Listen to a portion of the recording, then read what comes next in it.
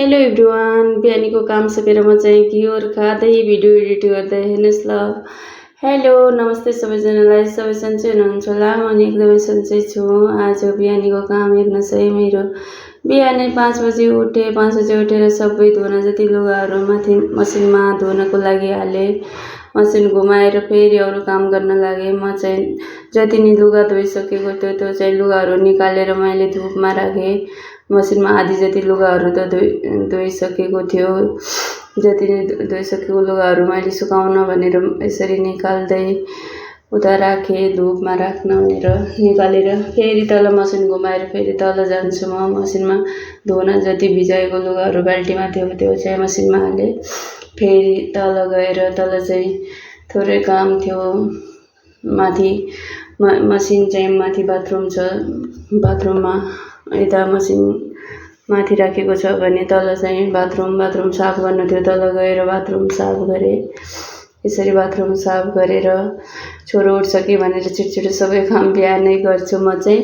पछि चाहिँ छोरो उठेपछि त केही काम गर्न दिने होइन, उसलाई पनि खेलाउनुपर्छ, घुमाउनुपर्छ। छोरी पनि त्यति बेला उठेकी थिएन। ऊ त उठेर आफै नुहाउन जान्छ, नुहाएर ड्रेसअप गरिदिन्छु उसको। नुहाउने चाहिँ आफै भइहाली, अब ठुली भइहाली 3 सालकी छोरी चाहिँ।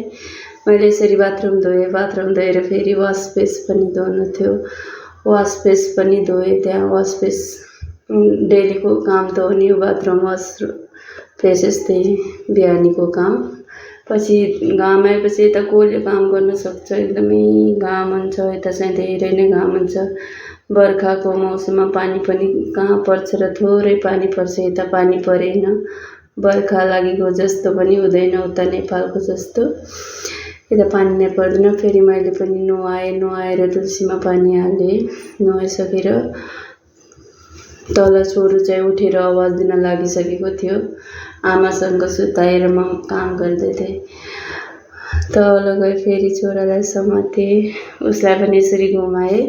एकछिन उसलाई घुमाएँ, सबै यसरी भिजिट गराएँ किचनको। नुहाएर किचनमा एन्ट्री भयो। फेरि दुइटै छोरी पनि नुहाइसकेकी थिइन्।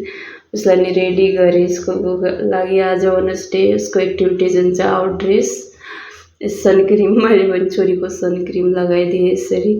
आफूले पनि उसैको सनक्रिम लगाएँ। ऊ चाहिँ मक्ख परेकी थिइन्, आज एक्टिभिटिज हुन्छ भनेर, प्राइज मिल्छ भन्छ।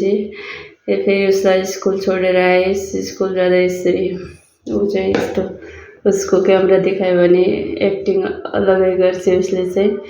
अरू बेला राम्रो गरे पनि क्यामेरा खोलेपछि चाहिँ बिगार्ने नै हो। फेरि आएँ, पालक सब्जी धोएर यसरी रेडी राखेर गएको थिएँ। फेरि नास्ता बनाउने भनेर हाम्रो लागि पालक रोटी बनाएँ अनि यसरी गम खाएँ। By by. फ्लो